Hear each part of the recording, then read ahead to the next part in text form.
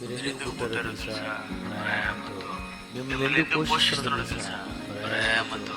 మిమ్మల్ని ఎన్ని వేషాలు వేస్తున్నా ఎందుకు క్షమిస్తున్నాడో తెలుసా? ప్రేమతో.